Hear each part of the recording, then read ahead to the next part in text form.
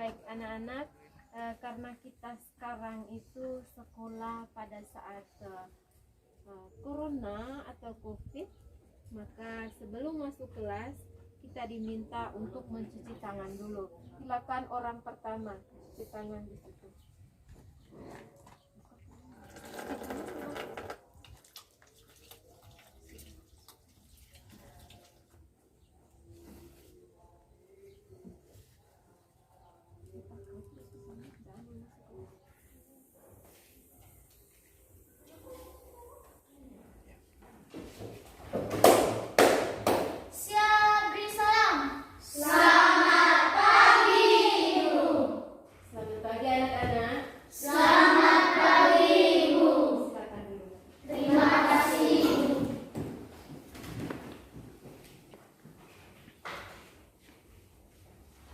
Baik, apa kabar kalian hari ini? Baik. Ada yang sakit? Tidak ada. Tidak ada? Tidak ada. Sebelum kita memulai kegiatan hari ini, sebagai orang beriman, marilah kita siapkan hati untuk berdoa. Saya minta Devito Albino untuk memimpin kita dalam doa. Ibu dan teman-teman sekalian, marilah kita berdoa dalam nama Bapa, Bapa kami yang ada di surga, tak bersama dari yang jahat kami. Dalam nama Bapa, Baik, terima kasih kepada Antito. Silakan duduk. Yang berikut, kalian tahu lagu Indonesia Pusaka? tahu. Kita silakan. Indonesia tanah airnya, Indonesia tanah airnya, telah sampai akhir menutup mata. Bagus, silakan duduk. Terima kasih. Semua hadir? Ya. Oke, baik. Anak-anak, hari ini kita akan mempelajari tentang tema 2. Seperti yang kalian lihat di layar itu, tema 2 tentang persatuan dalam perbedaan. Subtema 2, bekerja sama mencapai tujuan. Hari ini kita masuk ke pembelajaran 1. Siap mengikuti pelajaran hari ini? Siap. Siap. Baik. Sebelum kita lanjut ke materi, di sini Ibu menyiapkan sebuah ilustrasi bahwa setelah proklamasi kemerdekaan Indonesia 17 Agustus 1945, seharusnya bangsa Indonesia itu telah merdeka dan terbebas dari segala bentuk penindasan serta penjajahan. Namun kenyataannya tidak demikian. Bangsa Indonesia itu masih perlu berjuang untuk mempertahankan kemerdekaan negara Indonesia. Pertanyaan Ibu yang pertama, mengapa hal itu bisa terjadi? Yang tahu angkat tangan. Evelyn, silakan. Karena masih ada negara yang menjajah Indonesia. Tepuk tangan dulu.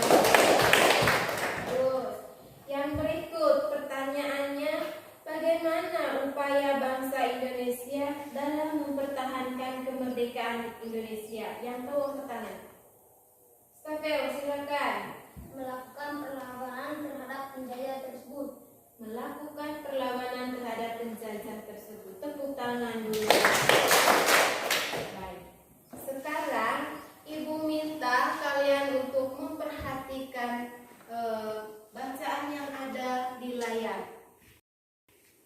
Di layar itu ada bacaan tentang perjuangan mempertahankan kemerdekaan. Sekarang Ibu persilahkan kalian untuk membaca bacaan itu dalam hati. Sebentar ada pertanyaan tentang bacaan itu. Silakan membaca bacaan itu dalam hati. Ya? Sudah. Kalau sudah membaca dalam hati, pertanyaan dari Ibu, bagaimana perjuangan bangsa Indonesia dalam mempertahankan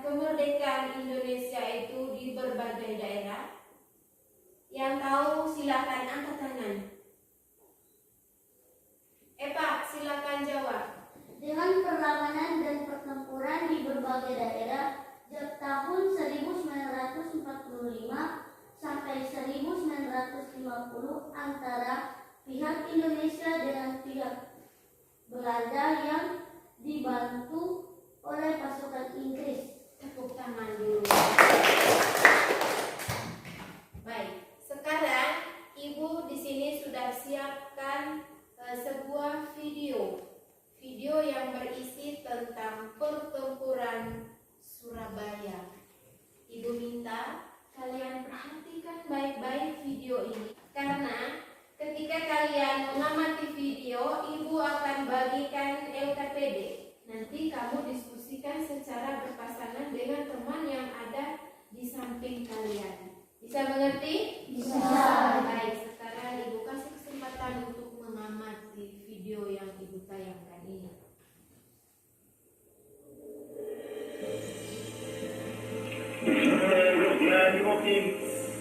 Merdeka!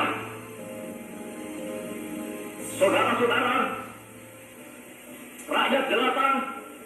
Seperti yang sudah Ibu katakan tadi, setelah kalian mengamati video itu, Ibu di sini sudah menyiapkan LKPD yang akan kalian kerjakan. Sebentar Ibu kasih kesempatan kalian untuk berdiskusi berpasangan, ya? Ya.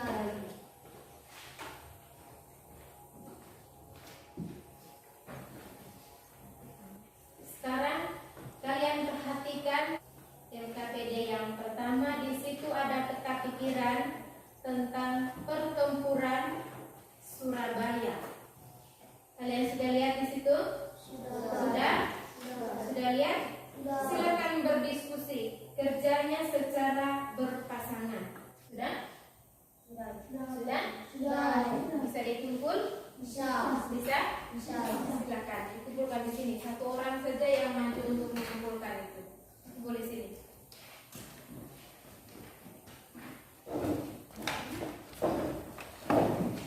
Baik, terima kasih karena kalian sudah mengerjakannya sesuai dengan video pembelajaran yang sudah kamu amati. Tetapi masih ada lagi yang sudah Ibu selipkan di situ tadi, LKPD yang kedua. Di situ bagaimana upaya untuk mempertahankan kemerdekaan Indonesia yang kalian petik dari video yang sudah kalian amati itu tadi. Kalian coba baca pertanyaan yang pertama di situ. Saya minta dari Vito Albino. Apa makna yang dapat kamu petik dari upaya mempertahankan kemerdekaan dalam pertempuran Surabaya? Tulislah rangkuman dari penuturan video tersebut pada buku tugasmu. Tuliskan seperti di bawah ini. Itu pertanyaan itu jawaban semuanya itu ada di video pembelajaran yang tentang pertempuran Surabaya. Sebelum kamu mengerjakan itu, yang kamu perhatikan itu adalah bagaimana menulis kalimat efektif. Di sini Ibu ada siapkan materi tentang kalimat efektif. Kalimat efektif itu adalah kalimat yang mengandung gagasan pembicara atau penulis yang terdiri dari kata-kata yang mengandung unsur SPOK, subjek, predikat, objek, dan keterangan. Ciri-ciri kalimat efektif yang pertama, memiliki unsur penting atau pokok, minimal unsur subjek dan predikat.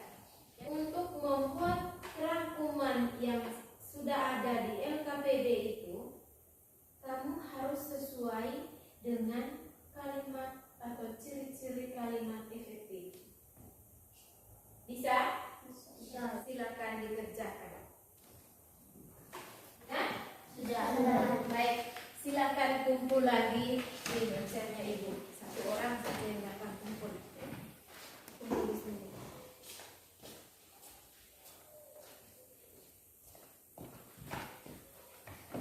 Baik, sebelum lanjut ke materi yang berikut, Ibu memberi kesempatan kepada kalian akan ditanya. Itu ada pertanyaan? Apa itu kalimat efektif? Baik, Ibu jelaskan. Kalimat efektif itu kalimat yang mengandung gagasan pembicara atau penulis yang terdiri dari kata-kata yang mengandung unsur subjek, predikat, objek, dan juga keterangan. Silakan berdiri.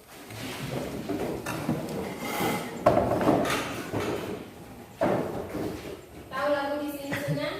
Tahu. Oke, Tiara silakan. Di sini senang, Di sini senang, tak sentak, putar badan. Masih semangat?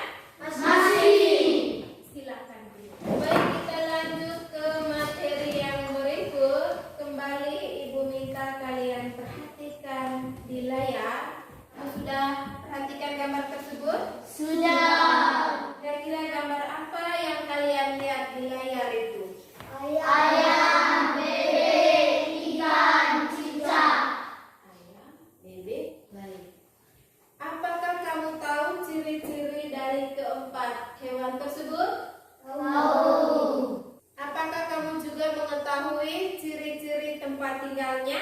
Tahu. Untuk memperkuat pengetahuan kalian itu tentang ciri-ciri dari keempat hewan tersebut dan juga hewan yang lainnya, di sini Ibu menyiapkan sebuah video pembelajaran tentang ciri khusus hewan dan habitatnya. Ciri khusus hewan dan habitatnya. Hewan yang ada di sekitar Di situ kamu perhatikan ada dia punya peta pikirannya seperti ini.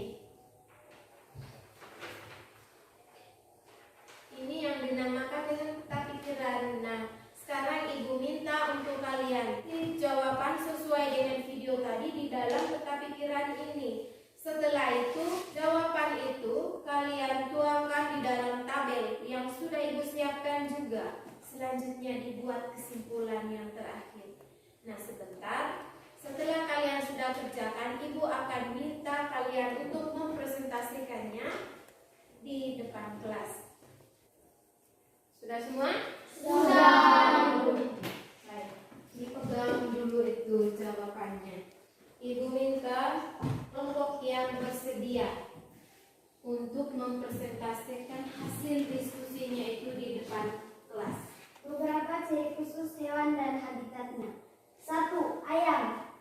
Ciri khusus ayam antara lain: memiliki kaki yang kuat untuk mengais makanan di tanah, paruh yang meruncing untuk mengambil makanan. Habitat ayam di darat. Kesimpulannya, setiap hewan dianugerahi ciri khusus unik oleh Tuhan. Ciri khusus menjadi identitas suatu hewan sekaligus untuk menyesuaikan dirinya dengan habitatnya. Baik, tepuk tangan. Ibu yakin yang lain juga pasti sudah mempunyai jawaban yang sama seperti teman-teman yang sudah mempresentasikan hasil diskusinya tadi. Baik, dari tadi kita sudah mempelajari tentang tema 2, persatuan dalam perbedaan, pembelajaran 1, dan anak-anak sudah tahu materi yang ada di dalam pembelajaran itu. Kalian masih ingat materinya? Masih. Yang tahu angkat tangan. Hai, silakan. Beberapa ciri khusus hewan dan habitatnya. Beberapa ciri khusus hewan dan habitatnya. Ada lagi? Ya, Andri, silakan. Ciri-ciri cicak dan habitatnya. Ciri-ciri cicak dan habitatnya.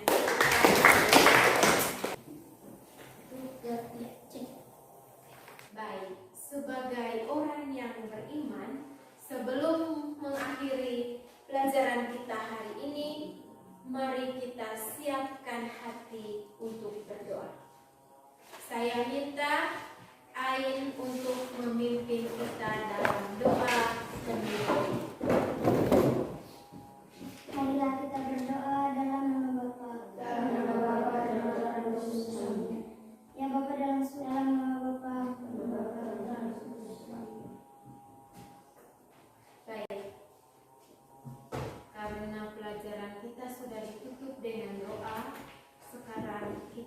pulang ke rumah masing-masing. Hati-hati di jalan, semoga sampai di rumah dalam keadaan yang sehat walafiat.